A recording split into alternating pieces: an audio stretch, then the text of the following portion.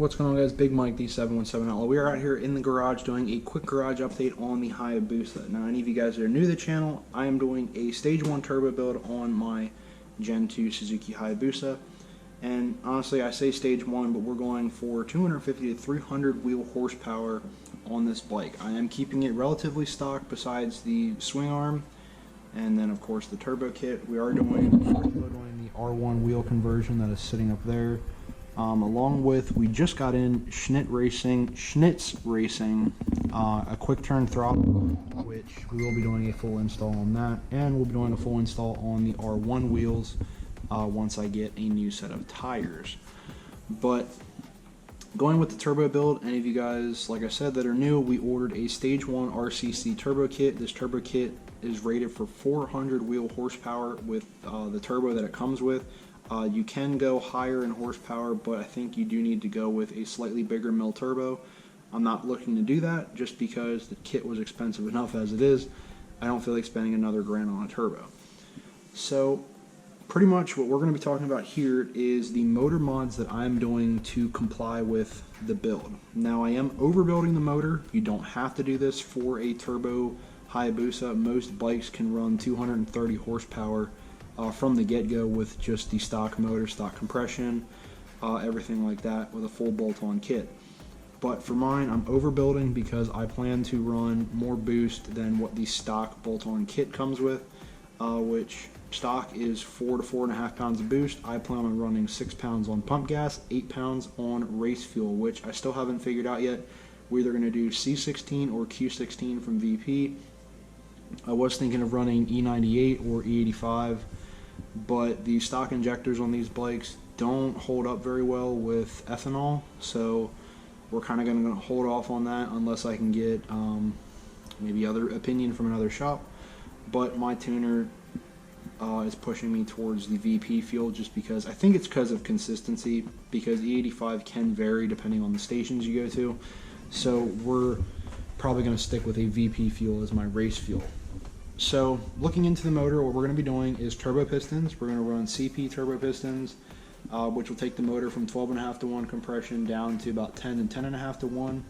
To go with usually with the CP piston, what you're going to do is get a base plate that'll help with dropping the compression ratio, which is basically a shim that adjusts the cylinder height, and it makes the combustion chamber just a hair bigger, which allows the compression to drop. And also, to go with the top end of the motor, we're going to be doing 65-pound valve springs just to, Gen 2 Hayabusas run pretty lightweight springs, so we're going to up the spring weight to hopefully prevent a valve from floating. I really don't want a valve to kiss a piston and get bent. So we're going to be overbuilding the cylinder by that much.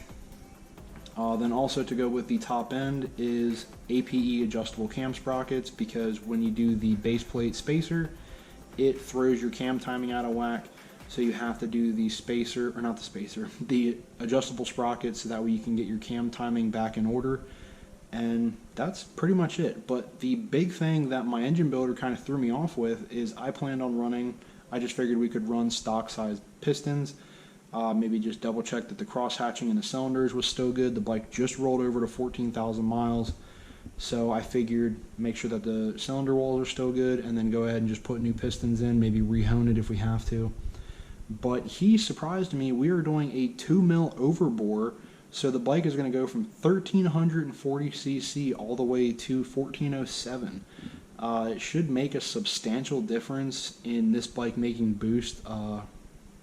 It will definitely make way more power than the bolt-on kit for a stock motor, mainly just because there's more motor running the boost. Like I said, we're going to be running about 6 to 8 pounds of boost.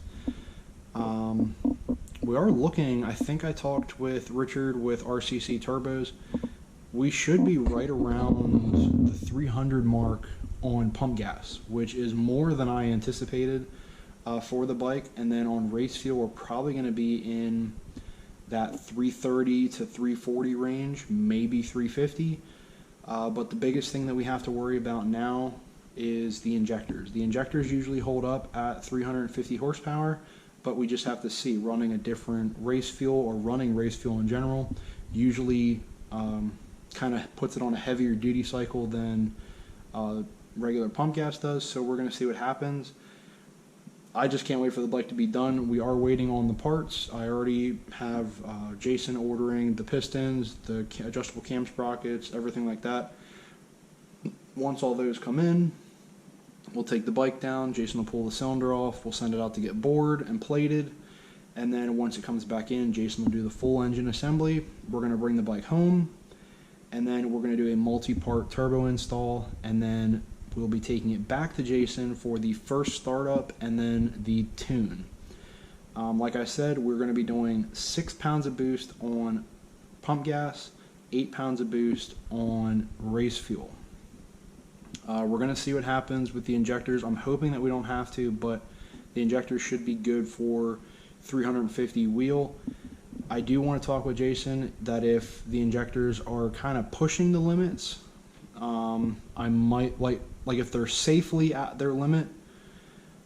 I don't even know how to put that. They can't really be safely at the limit, but if they're on the upper end of the safe spectrum, I'll probably just hold it there because I don't want to run race fuel all the time. It's expensive, and I just want to get the hang of running it on pump gas. It's a cheaper alternative to run pump gas, so I'm just going to keep it at that. And yeah, that's about it.